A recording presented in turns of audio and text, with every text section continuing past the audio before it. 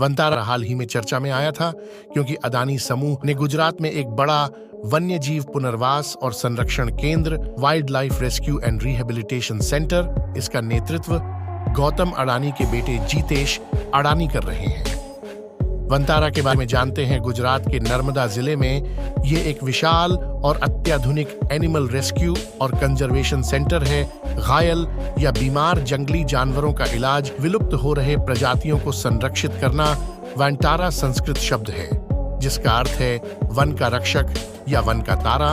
इसकी शुरुआत 2024 में अदानी समूह द्वारा की गुजरात के नर्मदा जिले में स्थित है। खास तौर पर अदानी ग्रीन एनर्जी के पास 3000+ एकड़ भूमि में फैला है। इसे दुनिया के सबसे बड़े और अत्याधुनिक वन्यजीव पुनर्वास केंद्रों में से एक माना जा रहा। घायल, बीमार और संकटग्रस्त जानवरों का बचाव और देखभाल जानवरों की देखभाल में किया जा रहा है। डिजिटल हेल्थ रिकॉर्ड और मॉनिटरिंग तकनीकों का उपयोग, विलुप्त हो रही प्रजातियों को संरक्षित करना, वैज्ञानिक अनुसंधान, शिक्षा और वन्यजीव पर्यटन को बढ़ावा देना। यहाँ हाथी, तेंदुआ, कछुआ, पक्षी, रेस्क्यू किए गए विदेशी जानवर भी रखे जा रहे हैं। नांदनी गांव में लगभग 7000 की शांत मार्च निकाली गई जिसमें लोगों ने मांग की कि माधुरी को वापस लाया जाए। इस मार्च में नामी गिरामी नेता और स्थानीय लोग शामिल हुए। हिंसा की घटनाएं भी हुई, वाहनों पर पत्थरबाजी, पुलिस का लाठीचार्ज, लेकिन हाथी को रात 1:30 बजे तक स्थानांतरित कर दिया गया। कोल्हापुर के सभी लोग क्यों जियो का बायकॉट कर रहे हैं, आइए जानते हैं। ये है माधुरी, जिसे अब महादेवी के नाम से जाना जाता है।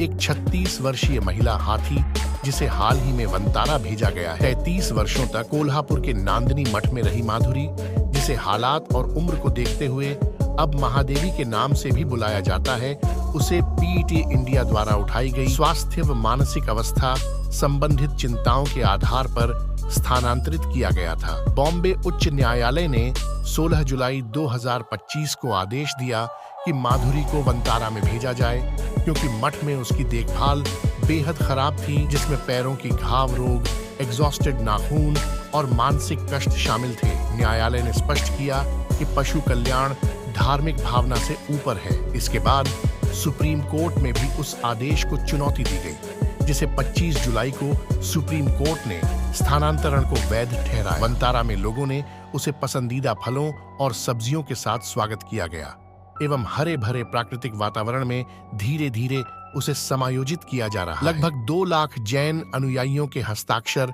राष्ट्रपति तक भेजे गए निवेदन में शामिल हुए कि हाथी को वापस लाया जाए। अपनी राय जरूर लिखें।